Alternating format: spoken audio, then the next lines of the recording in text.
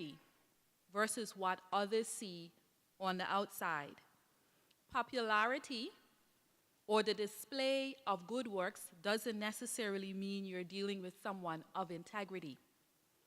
Integrity really is about who we are when no one is watching and the decisions that we make when no one is watching, and who we are as individuals on the inside.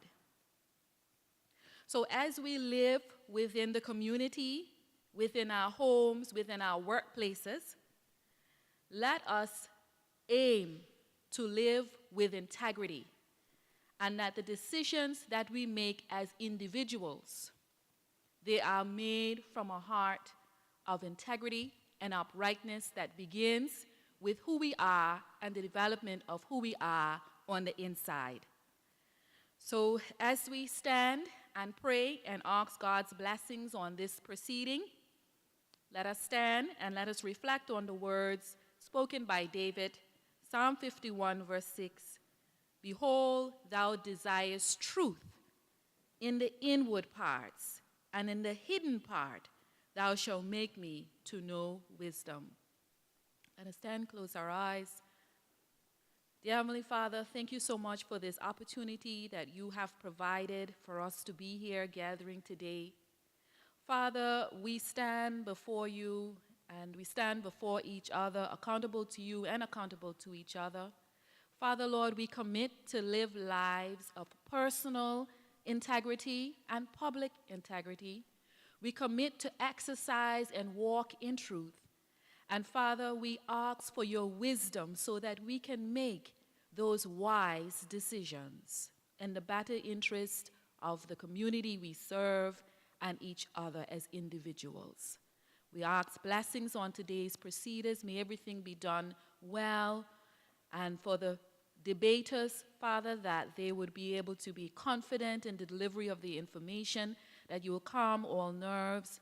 For the chairperson, for the honorable minister, for ourselves as judges, give us wisdom and understanding. In Jesus' name we pray, amen.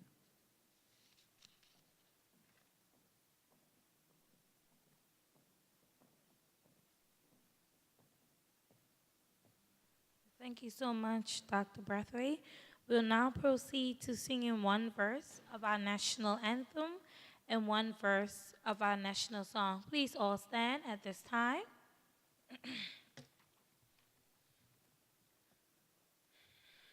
After 2, 1, 2. God save our great, long live our noble, God save our Queen.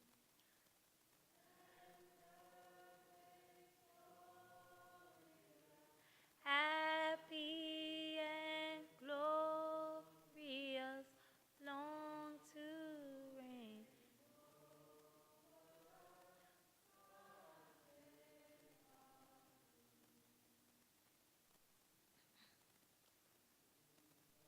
Land of ours, our country we declare, this promised land with its beauties grand, though small it is our own. Thank you. We'll now have our public education officer to give us a brief welcome. You may be seated.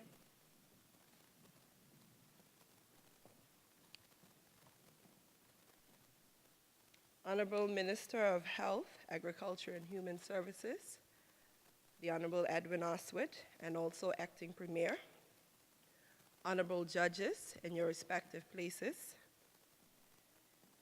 Chairperson, Ms. Dixie Smith, our participating teams, the Raymond Gardner High School, the Clement Howell High School, and the Marjorie Baston High School, teachers, students,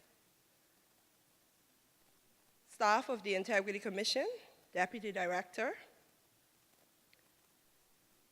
ladies and gentlemen, boys and girls. I wish to welcome you on behalf of our commissioners, director, and staff of the Integrity Commission to our 4th annual Inter-High debate. This is our final day in which we had a riveting debate yesterday. In the morning time, we had Raymond Gardner competing against Clement Howell High School. Raymond Gardner High had opposed, and Clement Howell High had proposed. And Raymond Gardner had edged out Clement Howell to advance to the finals today. Can we give them a round of applause?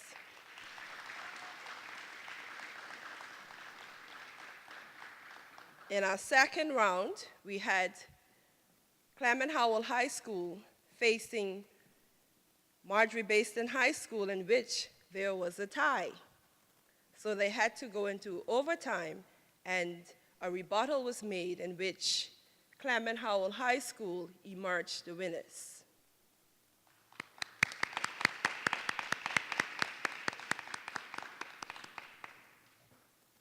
So now we're going to invite our teams to take their places. Clement Howell High School will be opposing. Raymond Gardner High School will be proposing. And the moot is, be it resolved, nepotism is too costly for the Turks and Caicos Islands. As they come, I'm going to allow our judges to introduce themselves and to say where they work and just a sentence about themselves. Thank you. Starting from my left. Good morning, everyone. My name is Ruth Forbes. I am the Senior Vice President of Corporate Services and Chief Financial Officer at Fortis TCI. And I'm very excited to be here today. I'm looking forward to a very engaging debate.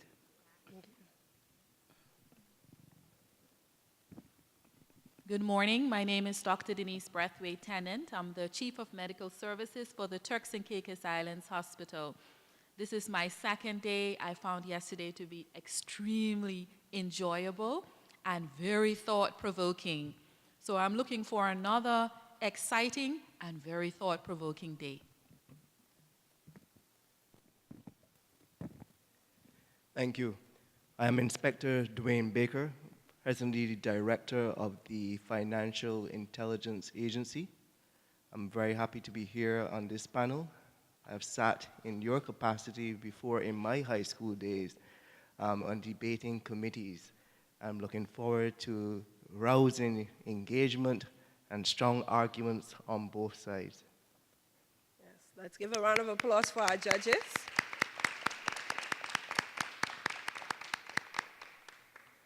We'll now allow our proposing team, Raymond Gardner High, to introduce themselves and to say which order they will be speaking. Hello, my name is Ari Gonzalez. I shall be your first speaker of today of Raymond Gardner High School. My name is Jessica Corville. I am the second speaker for the Raymond Gardner High School. Good morning. My name is Brittany Gardner, and I am the third speaker for the Raymond Gardner High School. Good morning. My name is Sarah Forbes, and I'm the rebuttal speaker for the Raymond Gardner High School. Let's give it up for Raymond Gardner High. They're also the defending champions of 2017, our third inter-high debate. Now we'll allow our Clement Howell High School team to introduce themselves. They are opposing the moot. Good morning. I'm Erica, and I am your first speaker of the opposing team today. Good morning, everyone. My name is Aaliyah Elliott. I am the second speaker of the opposing team. Good morning, everyone. My name is Danielle Wergs, and I'm the third speaker of the opposing team. Good morning, everyone. My name is Quintisha Forbes, and I am the rebuttal speaker for the opposing team. Thank you. Let's give it up for Clement Howell High.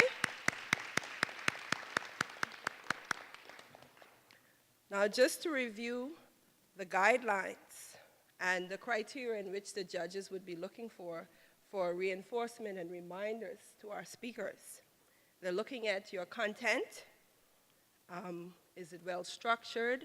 Do you have evidence? Do you support your examples with with validated evidence.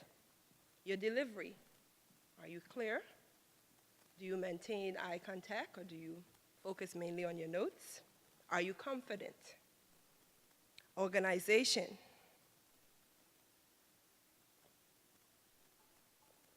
Do you have a proper introduction, a body, a well-sounded and strong conclusion? Points offered. Are you listening to your opponent? Are you questioning something that they might have said that would not have been factual? And for points received, are you able to defend your point in which you're arguing about? Teamwork. Do your arguments flow? Do they support each other? Are you working together? And of course, timekeeping. We have to be timely. We have to take note of the timekeeper's notifications. And the judges would also be looking at your overall impression. How do I present myself? Am I saying that for sure I am proposing this moot and I strongly believe in it? So I do want to wish you all the best. And I must say, for this competition, you're all winners already because you've accepted the challenge of thinking outside the box. And yes, we sometimes see it as tedious, as too much work in preparing both the proposing and the opposing side, but you stood to the challenge and you're here today. So give yourselves a round of applause.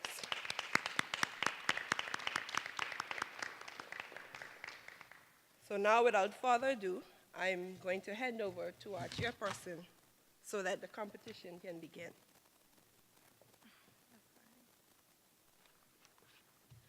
Thank you so much, Ms. McCartney-Pear. Before the competition begins, I'll just give a brief introduction of myself for those of you who don't know me. My name is Dixie Smith. I was a former debater in my high school and my college years. I attended the Turks and Caicos Islands Community College in Grand Turk, where I was best speaker both years at the college. I was also president of the Student Body Guild. I also achieved an associate's degree in general study science, and then I further went to the UK to further my studies, where I received a first-class honors Bachelor of Science degree in forensic science, as well as a master's in DNA profiling. I have a few tips for you guys who are here for the debate to get you on your way. But before that, I would just like to tell you guys that heights of great men reached and capped were not obtained by sudden flight, but they, while their companions slept, were toiling upward through the night. So I trust that you guys were both preparing overnight for this debate. I anticipate and I expect a heated debate with lots of points of information coming from both sides. As I told the teams yesterday, when your teammates say a sentence that has a lot of energy and spunk, I expect y'all to bang on those tables and make some noise. We are not looking forward to a quiet debate today, so feel free to just engage and debate. A few tips before we begin. Listen carefully and speak clearly. Refer to evidence, giving facts and figures as much as possible. Have confidence and always act as if you're winning. Debate even when you're wrong. Study your opponent. Stay calm even when you get passionate. Use logic and appeal to higher values. Last but not least, remember that debating is a team activity, so always encourage your team members. It is okay to make noise. Audience, it is okay to make noise. Not too much, but just to encourage them and let them know that you are here with them and that they are not alone. Guys, I want you to have fun. If you make a mistake, just pause, look around, and proceed with confidence, because no one will know unless you show us. Are you ready to debate? Are you ready to debate? Okay, with that being said, I just want you guys to pay attention as well to the timekeeper. She will be having timestamps up. If she has 5 minutes up, that means you have 5 minutes left. Okay? So pay attention to that. And when we say 0 minutes, that means 0 minutes. I expect you guys to say thank you and go to your seat. Don't continue in 3 sentences because you will lose points for best speaker. There will be a best speaker today for the overall competition who has the highest marks from yesterday and today. So don't forget, ask point of information. That is how you're going to build your character, and that is how the judges are going to know, wow, this person know what they're talking about. Without further ado, I now call the first speaker from the proposing team, the Raymond Gardner High.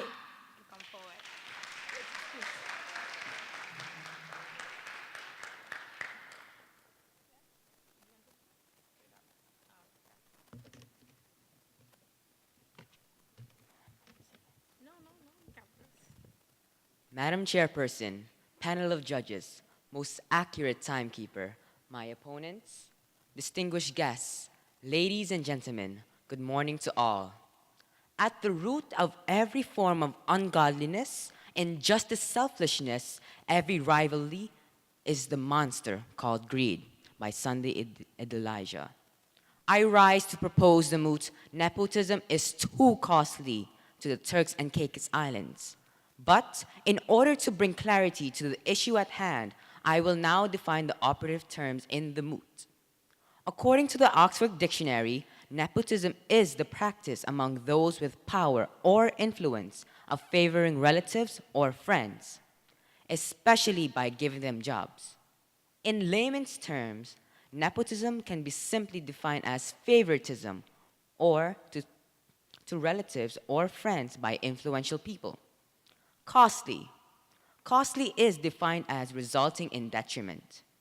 The generalized moot allows me to further expound on the fact that nepotism, however, is not restricted to any nationality, creed, class, or ethnic group, according to www.researchgate.net.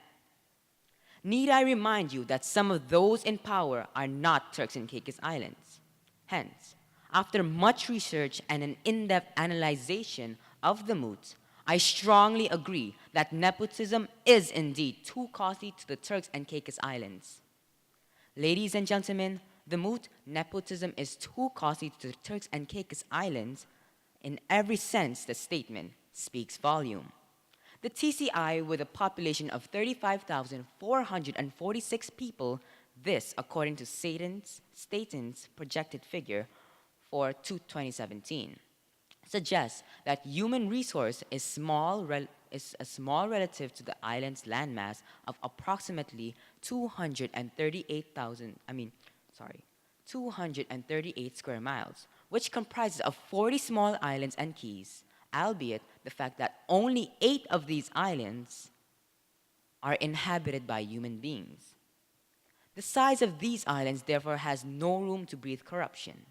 Can you imagine the TCI islands with rampant crime, increased capital flight, unemployment, brain drain, inequality, which is a social society simply without integrity? Nepotism is corruption, plain and simple. No advantages can be had with a corrupt system. If you place a bad apple in a bowl containing good apples, you can rest assured that all the good ones will be spoiled in a matter of time. Therefore, my opponents, nepotism will cost the TCI dearly. Let us examine the factors listed above. With rampant crime rearing its ugly head in the Turks and Caicos Island, if this is not curbed, tourism and other major income earners will dwindle and the country's economy will suffer a major and devastating loss. As a result, the population will become fast extinct in a matter of years. Take, for example, the crisis El Salvador and Honduras faced when a large number of their population sought asylum in the United States as a direct result of the widespread crime and violence that riddled these countries. Now, do we want to mimic these countries? I guess not. Ladies and gentlemen, during the period of 1971 to 1987, neighboring countries, Jamaica and Trinidad, experienced capital flight as a result of increased crime and violence. There is an old proverbial saying that corruption breeds corruption. Capital flights then will ultimately lead to increased unemployment in the country. My opponents, do you remember when the recent hurricanes Irma and Maria devastated the TCI Islands? This brought about closure of several businesses entities in the islands. One could literally see a pause in the income earning power of the citizens as well as the challenges and difficulties they face just to obtain food and put on their tables. Thus, reliving this chapter will bring about overwhelming effects. Nepotism is corruption. As you may be aware, a large percentage of the TCI Islands, Turks and Caicos Islands labor force are expatriates. This can be as a direct result of the fact that when some Turks and Caicos Islanders study abroad in the various disciplines, they do not return to serve their country, albeit the fact that many of them received scholarships and were bonded to the government. However, there does not seem to be a mechanism in place to forcibly compel them to return and serve. Ladies and gentlemen, not to mention the immeasurable resources that are spent on these overseas scholarships and the scholars after graduating do not return. This is distasteful and highlights a high level of the lack of patriotism and national pride. Thus, this further encapsulates the notion, Madam Chairperson, that this is a wastage of much needed resources which is undoubtedly costly to the Turks and Caicos Islands. A prime example of brain drain and its effect on a country is the situation that currently exists in South Africa, where years of unrest, high crime rate, life-threatening diseases such as AIDS, and lack of jobs have combined to contribute to the country's brain drain. Over the past 3 years, the country has lost over 100,000 workers with an additional 70% of skilled South Africans, saying that they are considering leaving the nation.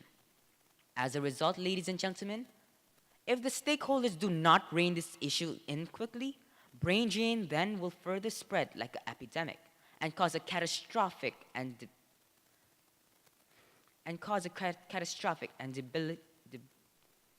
debilitating effect on the country.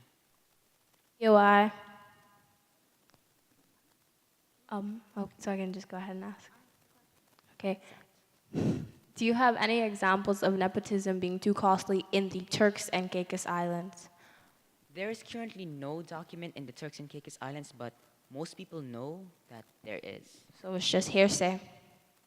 Pardon? So it's just hearsay. It's facts based on hearings. Facts with no evidence. Thank you. Thank you.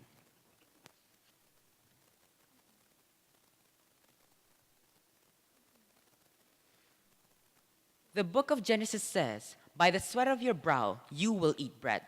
In this highly economical word, despite your work, you may not necessarily get what you work for, especially if you do not have the right surname, know the right people, or have someone to pull a string for you. Therefore, let us engage the Integrity Commission of the Turks and Caicos Islands, which acts as an independent anti-corruption agency which was established by the Integrity Commission Ordinance in 2008. This esteemed body, following its inauguration, is mandated to ensure compliance, enforce laws and rules, and so on. And we must hold them accountable in keeping with their promise to uphold the TCI Constitution as one of the institutions protecting good governance.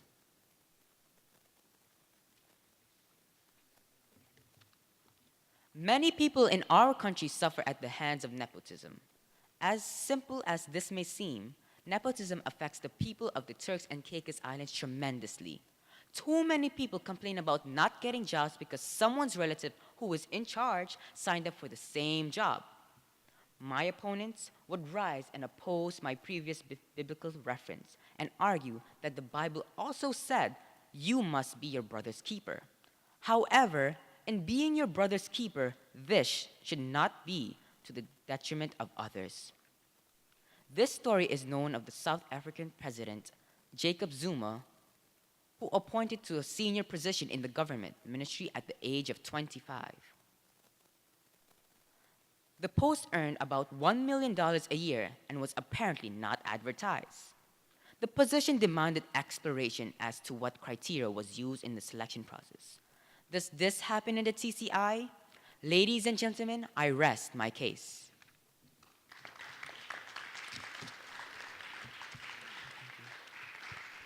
Thank you so much. And when it comes to point of information, just get on and ask the question. Don't laugh and fumble because his time is still running. We'll now have the first speaker from the opposing team, the Clement Howell High School.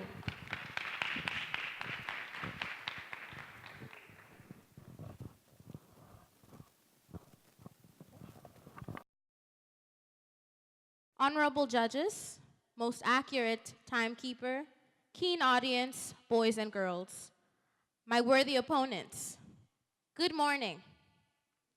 I stand indisputably to oppose the moot. Be it resolved, nepotism is too costly to the Turks and Caicos Islands. However, to understand the moot, key terms must be clearly defined. OxfordDictionary.com defines nepotism as the practice among those with power or influence of favoring relatives or friends, especially by giving them jobs. The Merriam-Webster Dictionary defines costly as commanding a high price, especially because of intrinsic worth. The World Atlas states that the Turks and Caicos Islands is an overseas territory of the United Kingdom in the West Indies. It consists of two groups of islands lying on the southeastern periphery of the Bahamas, of which they form a physical part and north of the island of Hispaniola.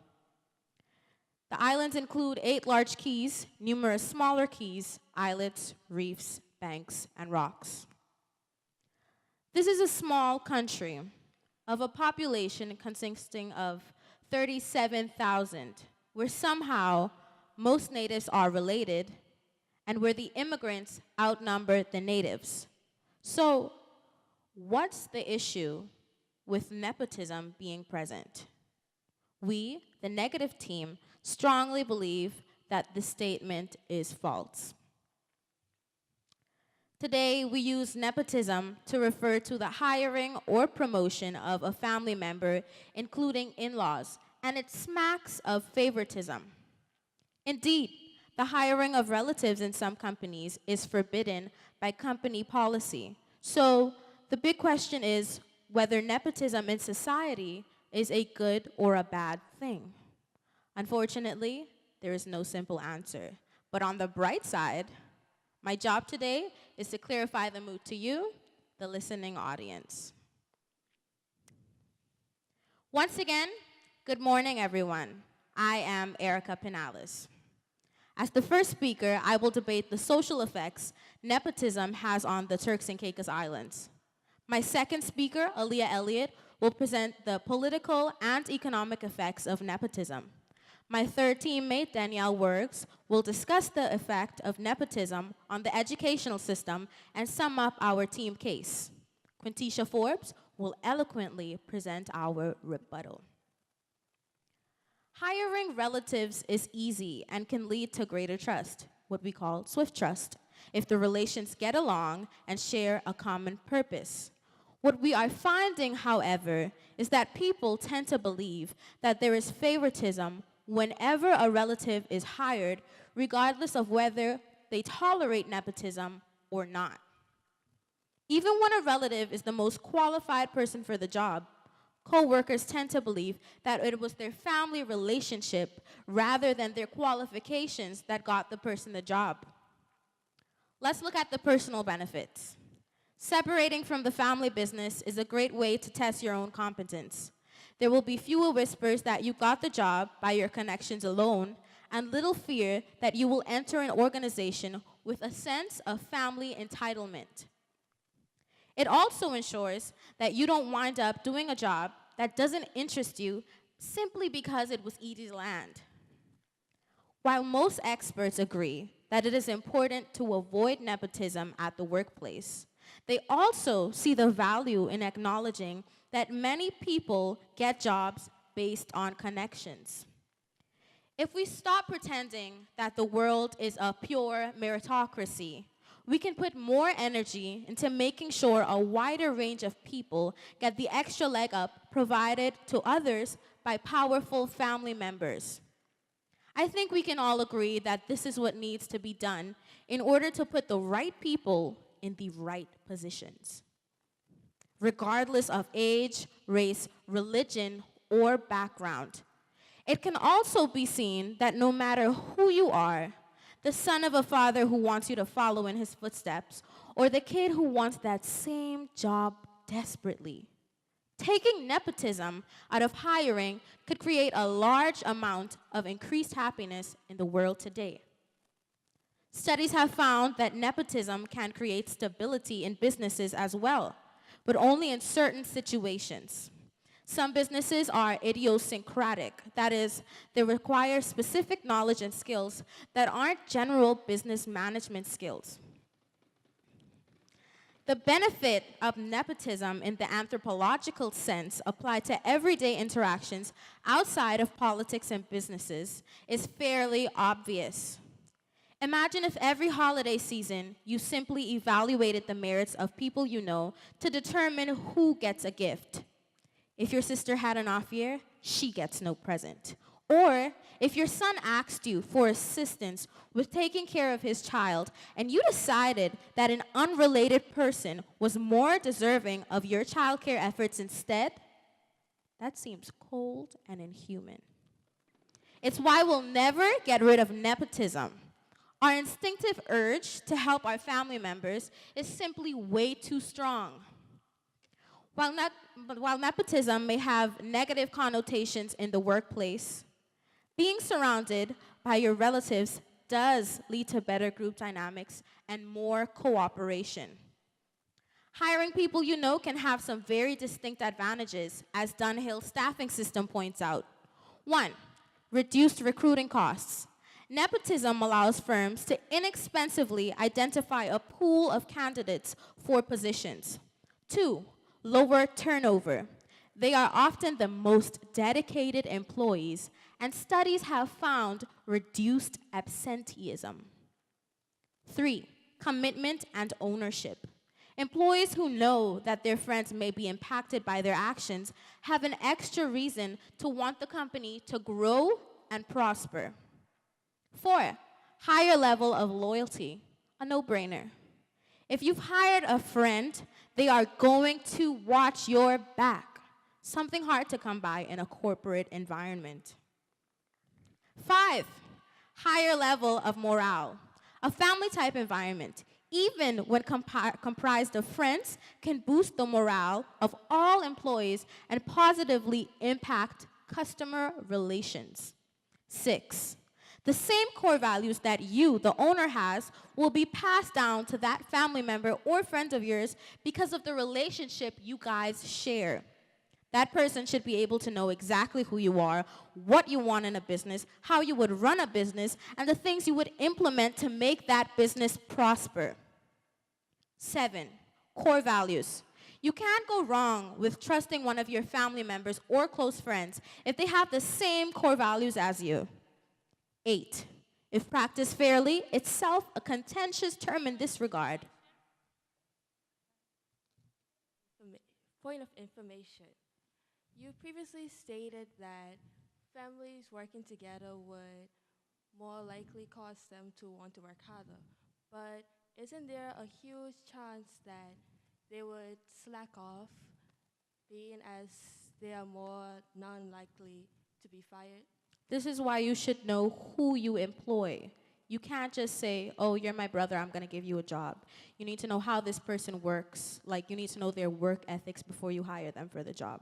So I'm not saying that just because the person is your family member or close friends, you're automatically going to hire them. You have to know what these people do at work, how they work. 8, if practiced fairly, itself a contentious term in this regard, nepotism can be a true asset, Sharon Nelson suggests, citing the example of the Thomas Publishing Company in 1998. There were 7 third and fourth generation family members working for the company. The third generation president, Tom Knudsen, encouraged nepotism among their independent sales contractors because he believed it resulted in high performance, stability, and long-term commitment. Chad Cato also writes that nepotism may be viable. For example, a top salesperson's relative may have many of the same qualities that can make representatives successful. Recruiting family members can therefore boost both performance as well as retention. For instance, one senior contractor began working for Thomas in 1940. By 1998, his wife and 3 of his adult children, 2 daughters and a son, all worked for the company. Point of information? How are you sure that your family doesn't turn on you when you hire them, even if you know how they work?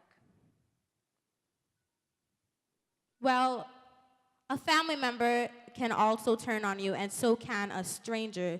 It's the same thing. So you really don't know someone's true intentions. You can't just read people. Thank you. This is it. This is it. I can see that the green machine is awake and they are asking questions. And I can see that Clem and Howell are encouraging their teammates because debating is a team activity. We'll now have our second speaker from the proposing team, the Raymond Gardner High. Don't forget to encourage your teammates. So when she makes points, y'all make some noise for her as well. Don't let Clement Howell scare y'all. Y'all got this. Clement Howell, y'all got this. I'm biased.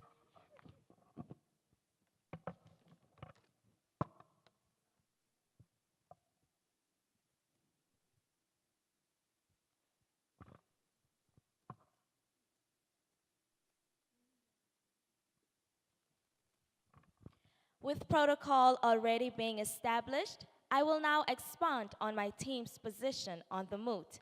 Be it resolved, nepotism is too costly to the Turks and Caicos Islands. Many visitors come to the shores of the Turks and Caicos Islands on an annual basis. According to Hamilton 2017, a record of more than 1 million tourist arrivals per year. Many marks their interest, be it for residential purposes, investment options, or simply a preferred destination, paradise in the sun. Information obtained from state and states that there are 12,386 work permit holders residing in the Turks and Caicos Islands. This, my opponent, is an alarming finding as work permit holders outnumber the belongers. As with anything, when one is outnumbered, it gives a sense of insecurity as leadership can be placed in the wrong hands. My worthy opponents, pause a minute and think about all the facets surrounding the Turks and Caicos Islands with leadership in the wrong hands. Think of the current size of the native population. Think about the distribution of available resources. Think about the growth of the country. Think about maintaining the Turks and Caicos presence. Won't threat to all of these be too costly to the Turks and Caicos Islands if leadership goes in the wrong hands? Ladies and gentlemen, my first speaker provided us with statistical data of the size of the Turks and Caicos Islands. And my opponent, the Turks and Caicos, is too small for this sort of thing. Our country is too rich in the aesthetic setup of the islands, which attract a wide section of people, and rich as it relates to investments, which attract foreign investors and businessmen to our shores. Look around, my opponents. Out of every 10 persons, at least 5 of those persons are foreigners. As a result, we cannot afford to leave too many loopholes in our country, as this would invite these outsiders to come in and take from us what is rightfully ours. Nepotism, however, can be controlled. It must be nipped in the bud. We must call on the Integrity Commission to see with a fine-tooth comb and keep nepotism in check. We cannot risk the fall of our country over something which laws can be implemented to prevent. Nepotism is so vast that it not only affects a country's social structure, but it can also be a factor in the level of crime in a country. Now, we all know that crime rate in the TCI is tremendously growing out of hand. Who is to say that this is not a result of indirect nepotism? The young man shooting the guns and selling drugs may have once been a young man seeking jobs and taking chances at opportunities. But he didn't have a family member in the high ranks or someone on the inside. Hence, all his efforts were in vain. As a result, he turned to what appears to be the only option, and now the norm in our society: crime and violence. Nepotism, as it relates to brain drain in our country, is traumatizing. We have bright young minds with degrees and potential who could contribute greatness to our country. But the fear of being rejected for a sensible job because they do not have someone on the inside prevents them from even wanting to return home to work. Thus, we hear of the consistent lack of professionals to fill necessary positions in our country. What a waste. The people of our country speak much of growth and efficiency and productivity in the country. If nepotism is the norm, how do you plan to gain efficiency and productivity? Ladies and gentlemen, my opponents, judges, as a country, we can never reach the level of growth, efficiency, and productivity to build a better TCI with nepotism on the rise. We must do better. We need to start giving fair chances to our people, some who are very much deserving of these chances. As stated by my first speaker, nepotism is not restricted to any nationality, creed, class, or ethnic group. According to R.J. Shaw's 2009 article, Investing in the Turks and Caicos Islands, found on TCI.com, in the Life and Business section, investors are subjected risks, uncertainties, and applicable laws and tax consequences which may change depending on residency, citizenship, and other factors. It further stated that several categories are protected for persons with Turks and Caicos Island status only. Entry into restricted categories by non-Turks Islanders requires a local partner with majority stake. This, therefore, means that in order for one to invest their hard-earned capital, one will have to know someone or know of someone in the Turks and Caicos Islands. My worthy opponents, is that not a form of nepotism? I guess it is. The main purpose of any business is to earn profit. This suggests that investors would capitalize on investment by any means necessary, and I stress this. Ladies and gentlemen, skyscrapers will be built, business activities will increase, and in the dawn of a new day, industrialization has begun.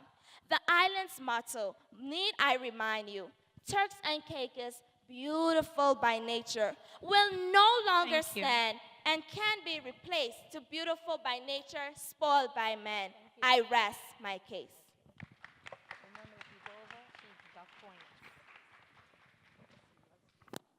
Wow, this is it. We now have the second speaker for the opposing team, the Clement Howell High. Please encourage her as she comes. Also, I'm going to appeal to the participants to please pay attention to the timekeeper. 0 minutes means 0 minutes. You don't want points to be deducted because you'll not be awarded best speaker if you have points deducted. But continue to ask point of information, and I will be looking. So if you have any, just let me know. Testing. Okay.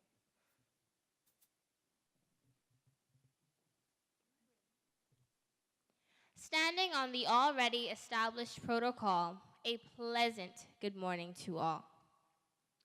The Turks and Caicos Islands is a very small country, as stated by my first speaker. Nepotism is inevitable in such a small country and quite beneficial. My fellow opponents, Protagoras said that there are two sides to every question, and Euryphides said, in case of dissension, never judge till you have heard the other side. Nepotism is here to stay, so the best society can do is benefit from it. The Pope and their many nephews are a good example. During the Middle Ages and Renaissance, the Catholic Church was as much as a political power as a religious one. The transition from one pope to the next could result in destructive power struggles that would harm nations throughout Europe. Using nepotism to fill important positions with loyal family members allowed new popes to shore up their support within the church quickly, creating stability and reducing the risk of damaging battles for power and influence. This pattern is also present in other nations where a family member has come to rule and pass leadership on to an appointed heir.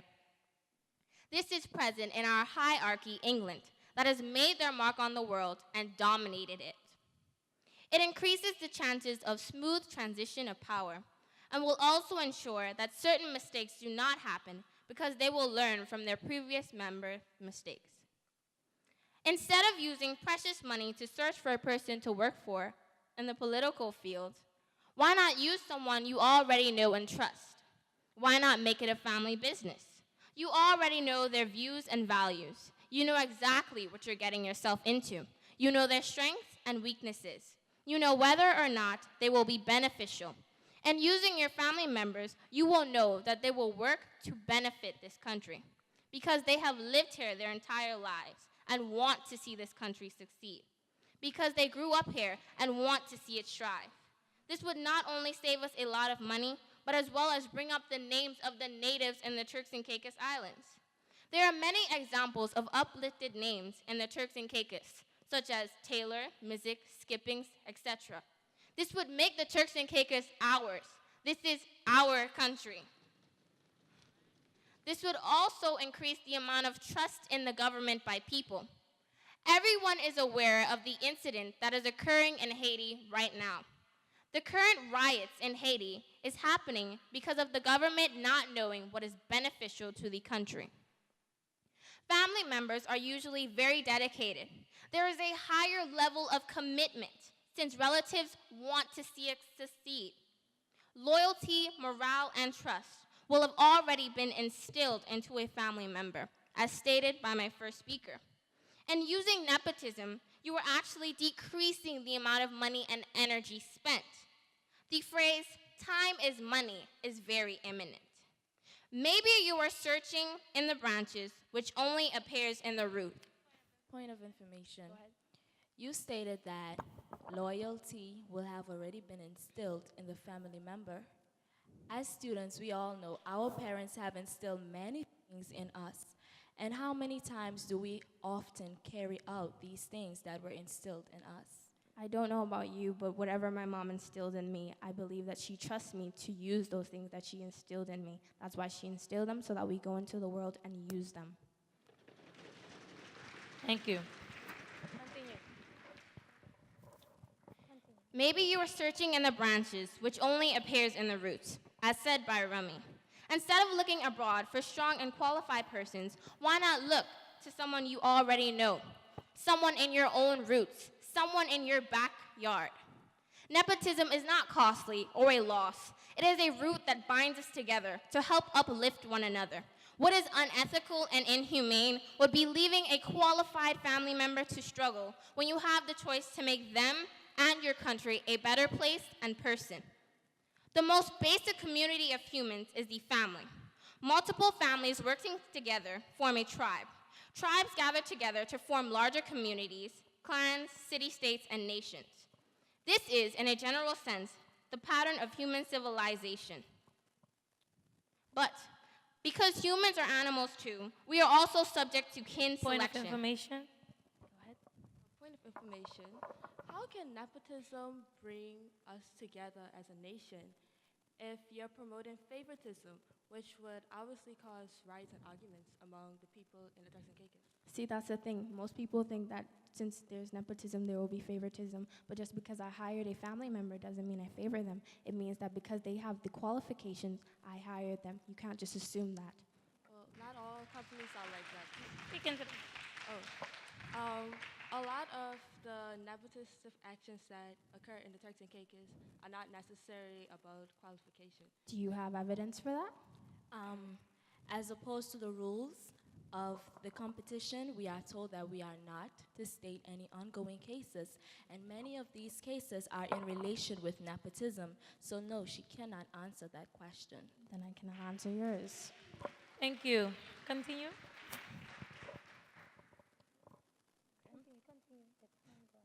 In USA, John F. Kennedy named his own brother, Robert Kennedy, U.S. General Attorney, despite his brother having no law experience. He fought corruption and organized crime while campaigning civil rights. He was the key to creating Civil Rights Act of 1964. He also played a specific role in handling the Cuban Missile Crisis. And all in all, Robert Kennedy is an example that sometimes nepotism isn't such a bad thing. The Honorable Derek Taylor stated himself, and I quote, "I was fortunate enough to have a family friend groom me for a career in which I excelled in," end quote. There are a lot of things that are too costly to the Turks and Caicos Islands, but nepotism isn't one of them, which in actuality is a enormous hyperbole. Too costly. As the second speaker of the opposing team, I rest my case.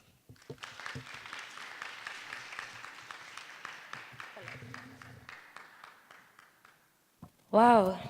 And the competition is certainly heating up. We just had word from the deputy director, just a little bit of clarification, that nepotism is the direct hiring of a family member or friend because of the link, regardless of the qualification. So regardless of they're qualified or not, you hire them because you know them. What's that? But with that being said, we will call on our third speaker for the proposing team, the Raymond Gardner High. Please encourage her.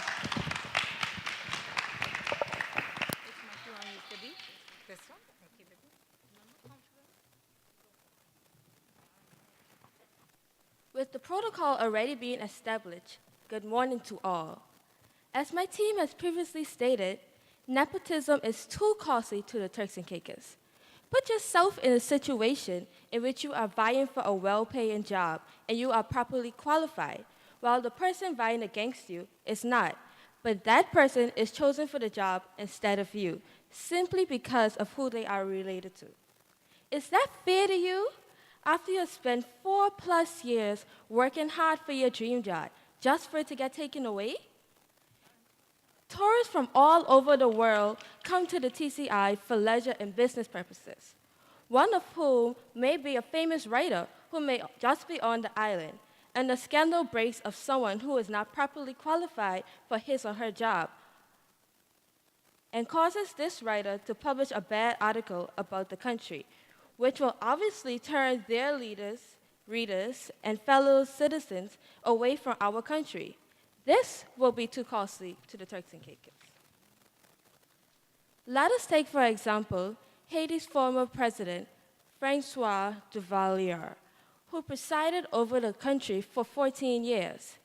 Duvalier, also known as Papa Doc, with his draconian style of leadership, took Haiti to its breaking point, with seemingly no turnaround.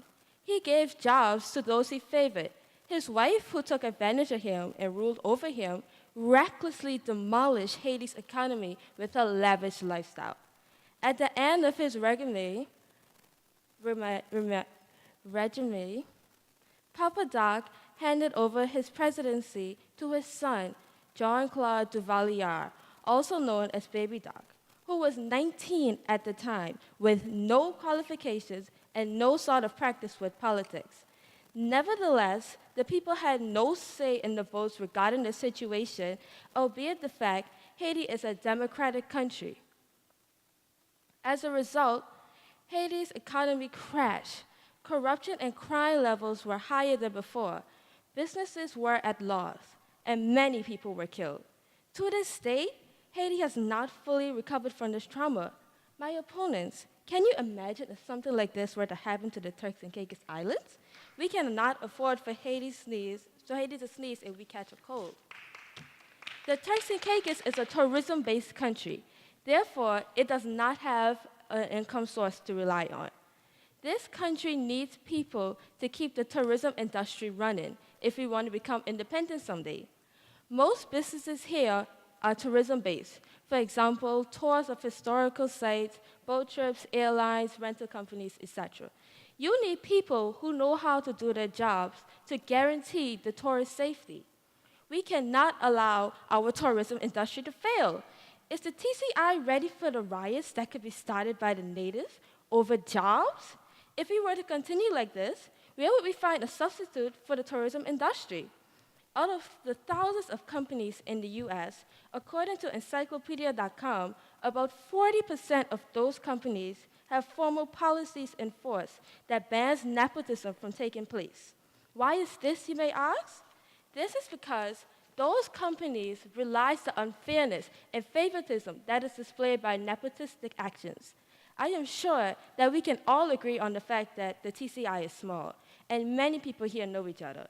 So if nepotism is displayed negatively towards one person here, there is a huge possibility that they will share their experience with their friends, and their friends will share their experience with their friends.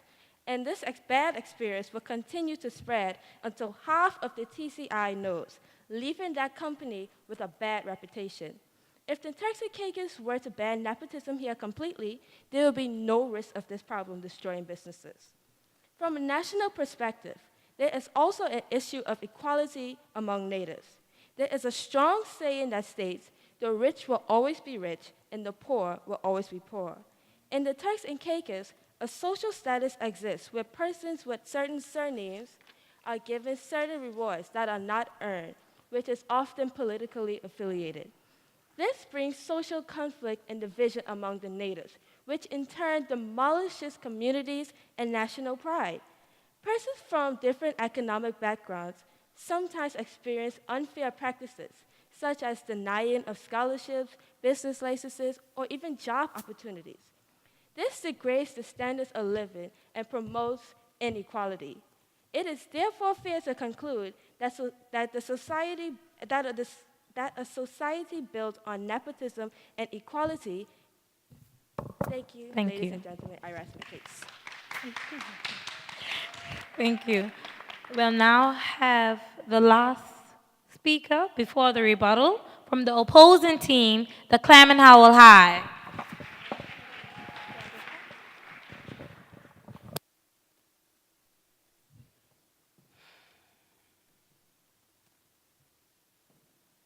Being established that nepotism does exist in the Turks and Caicos Islands, more so in the education system, I further defend the point, the moot, that nepotism is not costly to the Turks and Caicos Islands.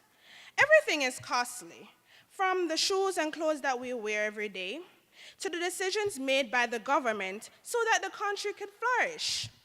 Therefore, nepotism will be costly as well.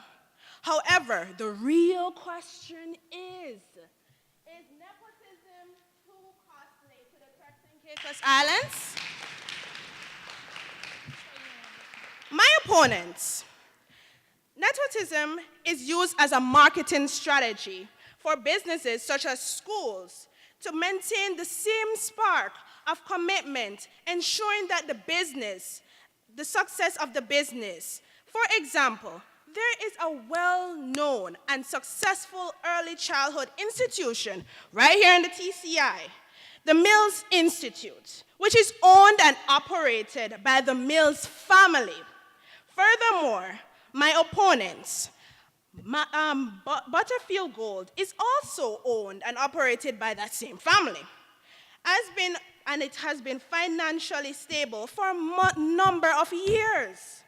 Another example, very good example, is Precious Treasures Primary and now a high school. Yes, honorable judges, a high school. Due to the successful productivity and expansion, it is also owned by Mr. Alan Hutchison, which is operated by his wife, who is the principal of that school. This is a success with several other businesses, such as a Jamaican consulate and Shinson's Bakery and a restaurant, which I'm sure everybody has been to. Additionally, my honorable judges, some of you doctors and citizens send your children to Precious Treasures because you just know that it's been doing well for being the top 10 in GSAT for how many years? Businesses such as these will have a longer lifespan, and the employee turnover rate will ultimately decrease as the firm is passed down from generation to generation. The TCI needs the success of businesses to improve the country's gross domestic product, the GDP. Nepotism can be used as a strategy to make use of the citizen's potential. Therefore, if a citizen is related to a government official, then obviously that official will know the strengths and weaknesses of that person. I mean, come on, you know the person for how many years now? As a result, it will only be a natural decision for that official to put that person in a position such as a job in the education system where their talent can flourish. Rational decisions like these can help flesh out a person's strengths and improve on their weaknesses over time. This will lower the cost of employee training because the local would have already been knowledgeable or skilled in that field that they were put in the first place. In addition, it lowers the cost of recruiting international teachers, principals, etc., which will include the payment of both the immigrant and his or her family housing, freight, and flight fee, which can be expensive, especially if the family consists of 3 to 6 people. I am not implying that Turks and Caicos does not need the help of other countries. Because of the famous point John Donne said, I quote, "No man is an island," end of quote. According to dictionary.com, it states that no one is self-sufficient. Everyone relies on everyone. Instead of using the money of recruiting international employees, it could be used to contribute to schools that are in need, especially schools that were brutally damaged during the event of Hurricane Irma, which occurred 2 years ago. Schools such as Osita Jolly and Clement Howell High School, which are unfortunately under repair. I rest my case. Thank you. Wow. We'll now have our rebuttal segment, and we're going to have the opposing team going first, which is the Clement Howell High School. Y'all in first?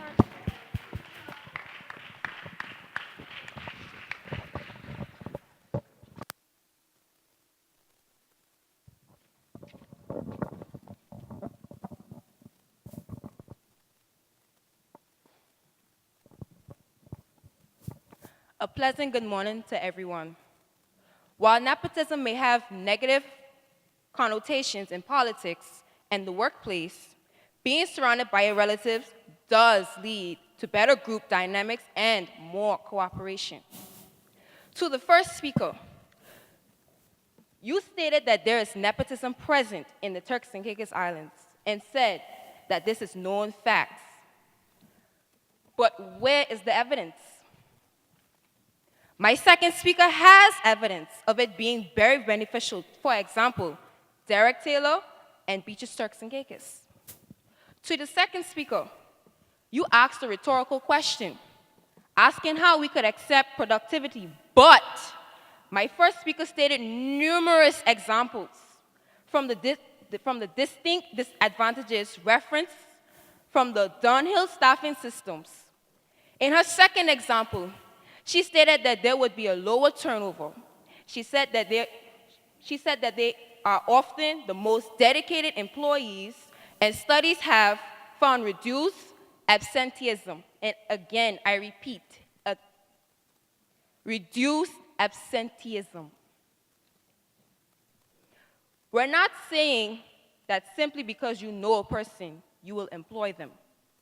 As my first speaker said, nepotism is the practice of favoring relatives or friends. What my speakers were emphasizing in their speeches is that you, as a business owner, can't simply hire someone because of the connection. Put yourself in a business owner's shoes. If I was your sister and I was the laziest and most unethical person in the world, would you hire me just because I'm your sister? I'm your sister and put your business at loss? Nepotism isn't what's costly. Your decision is what makes it too costly. Thank you. That's it right there.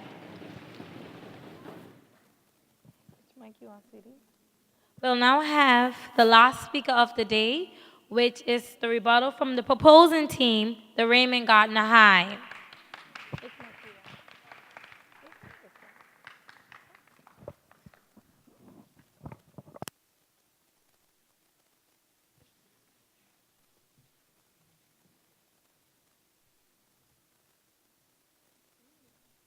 Good morning, everyone. The expression blood is thicker than water, or in this case, money, comes to light. Nepotism is like a relationship. Let's be real, my opponents. Have you ever had a true friend whom you would kill for? Turn on you at any instant over something very simple? Trust can be violated at any given time by whoever. One simple mistake or one simple person can cost you everything you have worked years building for. All of your speakers stressed on family values and how one must not abandon one's family. You also contradicted yourself by saying that these family members will have qualifications. Need I remind you the definition of the word nepotism? Nepotism is the practice among those with power or influence of favoring relatives or friends, especially by giving them jobs regardless of qualifications.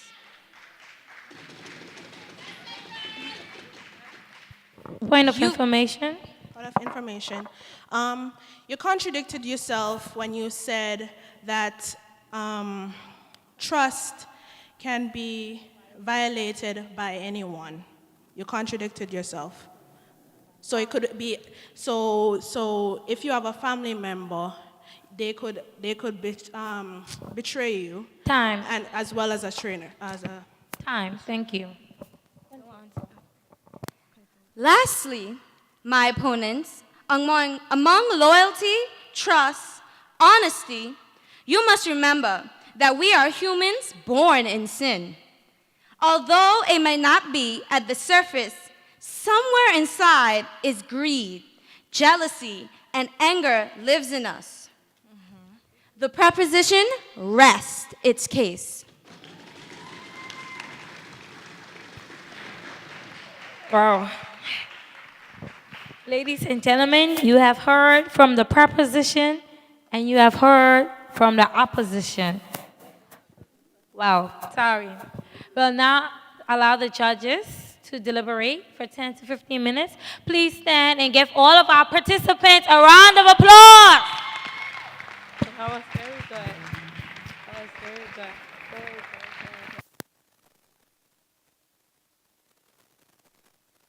Allow me to welcome you back to the 4th Annual Integrity Commission Inter-High School Debate Competition.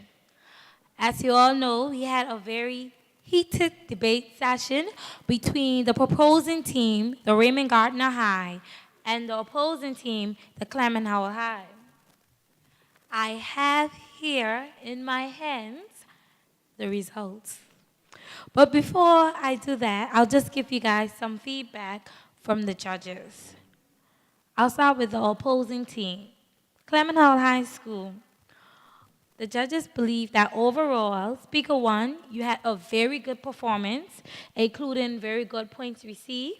They said that you had excellent use of points of information and very convincing argument. The whole team had good team management and was well structured. Your points were backed by confidence, and you speakers spoke with good tempo, and you didn't rely on your notes too much, which was very good. So it was very good eye contact overall. You did well. Please clap. Here's some areas for improvement. There was a bit of hesitation for some speakers, so that's to be noted, as well as time management as well. And some arguments were presented and represented for the proposing team, so you gotta watch which side you're on when you're presenting your arguments. And you lack nepotism, the lack of policy, and negative impacts. You did not include that in your argument. Also, some arguments could not be connected to your opposing view, which means that sometimes you kind of gave them the impression that you were proposing rather than opposing. To the Raymond Gardner High School, feedback from the judges. Speaker 3, the judges said that you had very good argument and your content was strong and very well structured. Overall, your points were backed by evidence. They say that you all spoke at a good tempo and with high quality arguments. Speaker 2, they say that you grabbed their attention and you are very electrifying. Overall, the rebuttal was also very good.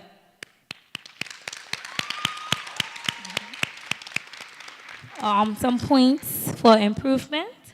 There was a lot of hesitation when faced with points of information, so you need to be more hands-on and thinking on your foot in that area.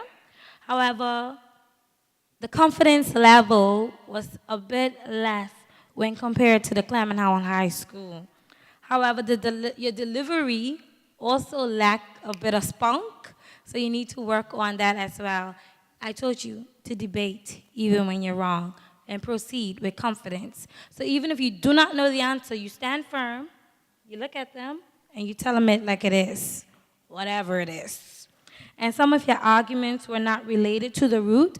So you had a lot of examples about crime and violence, but the correlation to it and nepotism was not clearly defined, and they could not see that. So just pay more attention to that for future references. And also, not too much of reading your paper and holding it up and reliance on your notes. But overall, very good team effort. Thank you, Raymond Gardner High.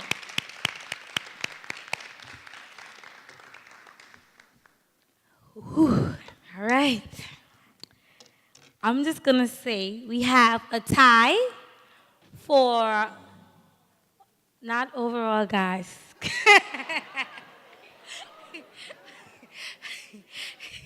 You have a tie for second best speaker. I bet you wish it was a tie, huh, Clement? But for a tie for second best speaker for today's session, and it is Speaker 2 from both teams.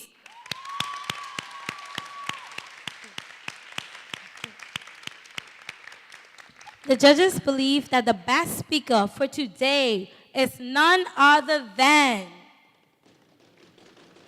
who Who's it gonna be? Speaker one from the opposition.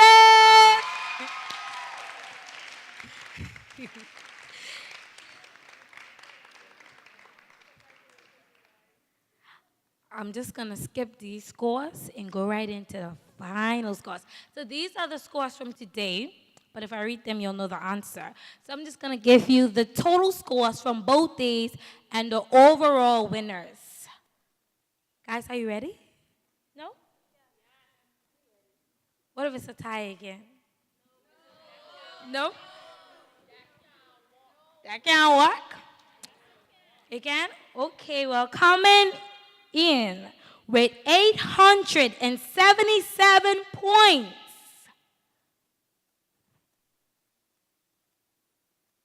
The Raymond Gardner High School.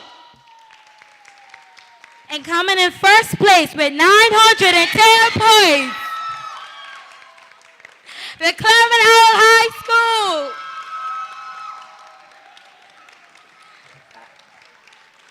Overall, the best speaker goes to none other than Speaker one from the Clement Howell High School. And the second best speaker goes to none other than Speaker two from the Raymond Gardner High School. Ladies and gentlemen, the 2019 4th Annual Integrity Commission champions for this year is none other than the Clement Howell High School. Go on, make some noise. I need both teams to stand and shake hands. Come on, make some noise, Clement Howell.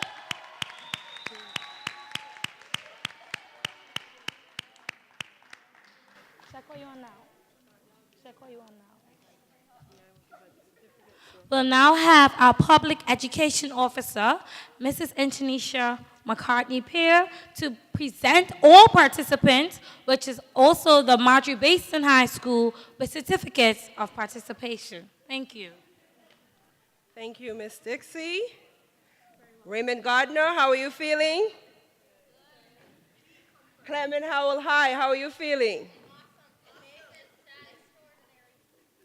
Okay. This is our prize giving ceremony, and I would like to welcome the Deputy Director for the Integrity Commission, as we would like to present tokens of appreciation to our judges.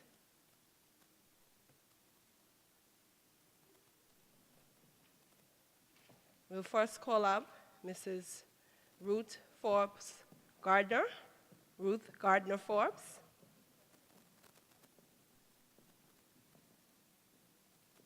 And this is just a small token of our appreciation to you for the time that you've taken to serve as a judge for our Inter-High Debate 2019. Can we please?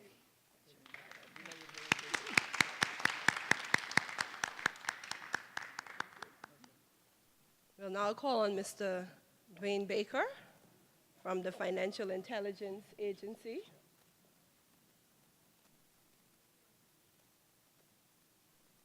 Thank you very much for your time.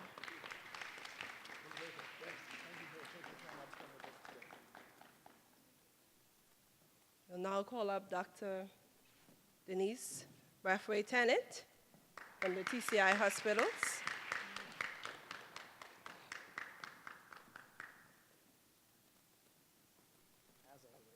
As always, yes. Thank you very much.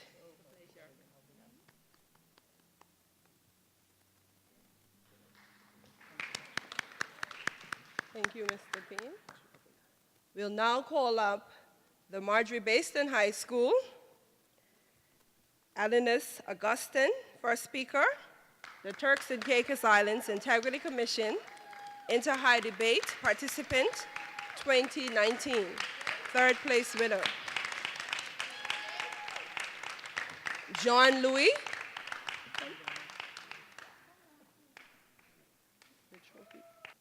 Mr. John Louis.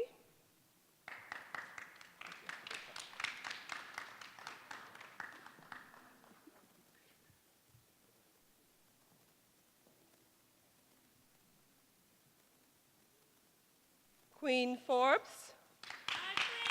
Don't go away. I'd like a team photo, please, with your chaperone.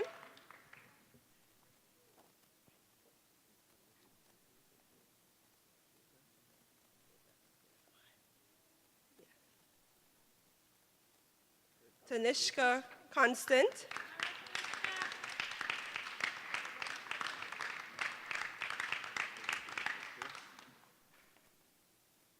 Now we'd like a group photo with our third place winners, please. Marjorie Baston High School, Ms. Burke.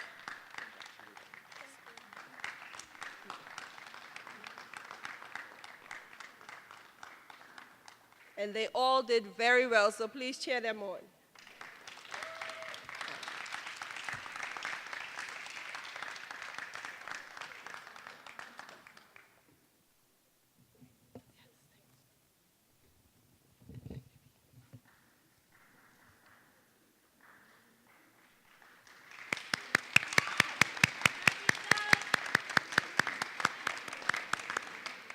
Our second place winners, Raymond Gardner High, Eddie Gonzalez,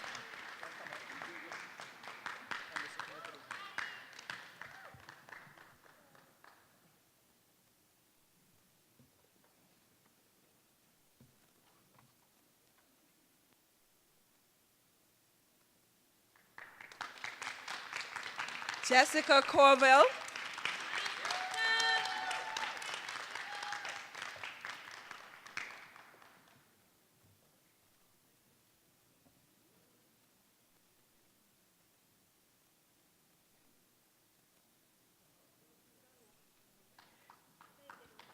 Brittany Gardner,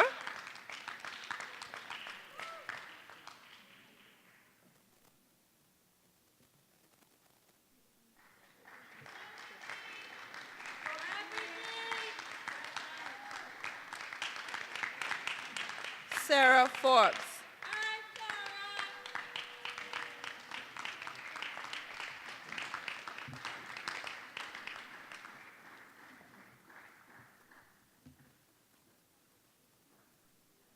can we have a group photo, please? And Ms. Escoffrey, chaperone, Ms. Arlene.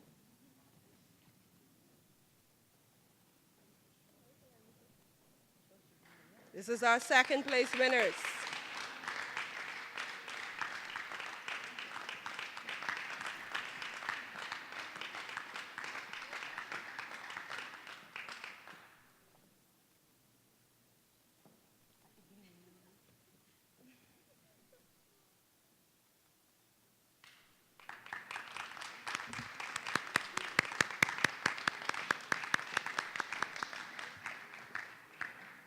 Our first place winners, Clement Howell High, Erica Pinellis,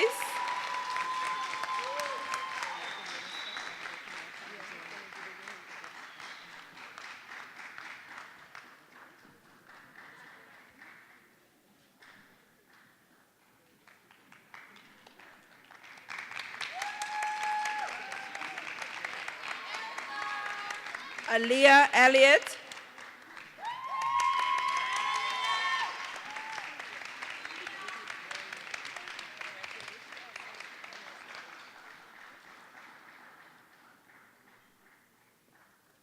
Danielle Works,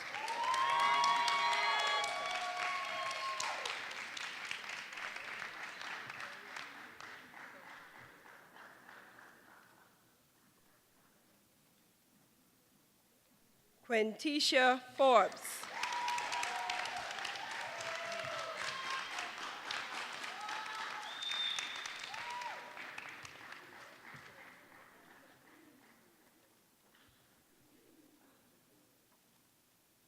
Ms. Harris, can we have a picture with the team, the Clement Howell High team, please?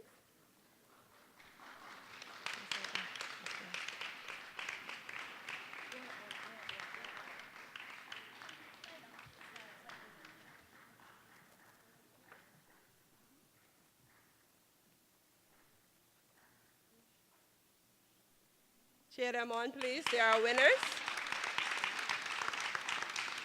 Thank you, honorable judges. We're now going to invite our acting premier, Honorable Aswit, to deliver to the best speaker and the winning school.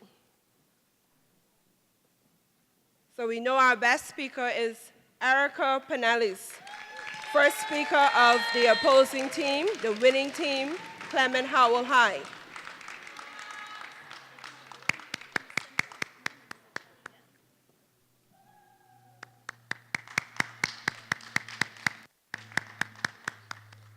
And now you will present the winning trophy to Clement Howell High, the winners of the 4th annual Inter-High debate.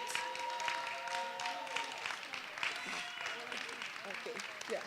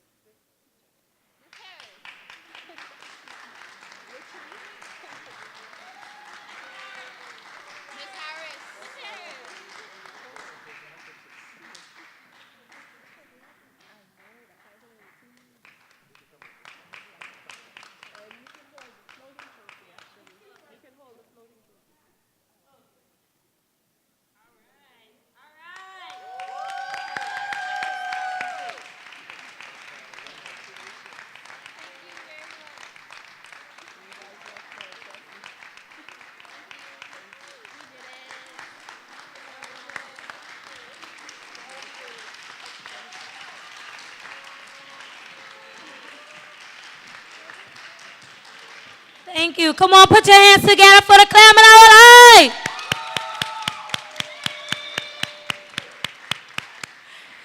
Without further ado, we'll now call on the Deputy Director of the Integrity Commission to do our closing remarks and vote of thanks.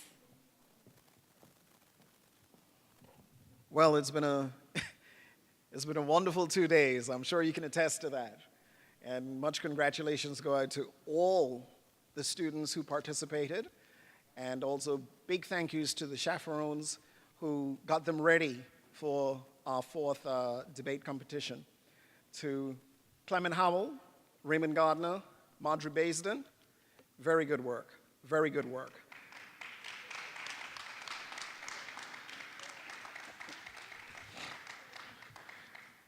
Thank yous go out to our judges who took time out from their hectic schedules to be with us over the past 2 days. We're still going to call on folks for tomorrow, because remember, tomorrow we have the speak-off for the college students. That's going to be at Long Bay High School at their auditorium or conference room. So those of you who can come, do come on out. We think that's going to be very interesting as well. Thank you to the Sports Center and the department for allowing us to use this facility. Thanks to our protocol officer who assisted us, Mr. Charlie Garland, to Ports of Call. That gives us very good rates for us to house students from the other islands when they do come here. Thank you to our video recorders who do an exemplary job every time we call on them. Ms. Dixie Smith, who has been riveting. I think she's got a permanent position handling things for us and probably other departments after these couple of days. But to all who contributed to us being able to bring this on after not being able to do it for a year or two, thank you so very much. And we want to encourage our students to keep at it. Keep at it. We want to do more of these. And we want you to have other persons in school participate. We don't like hearing we don't have a team that can come to represent when schools have 400, 500, 600 students at them. Every school, we think, should be able to send teams in, and it would make it more interesting. We can have it going for about 3 days because there'll be knockout competitions. And as you can see, as the day went on yesterday, the level of debate increased. And today was pretty much the culmination of really getting into it over the past day and then coming in this morning really prepared. So we want to try to encourage more students to come, more principals to have their students form teams and come, so that we constantly elevate the product of what we're doing. And I think that message should be taken to all the schools. We'll try as hard as we can. But thank you once again for coming, and we wish you Godspeed. Thank you very much.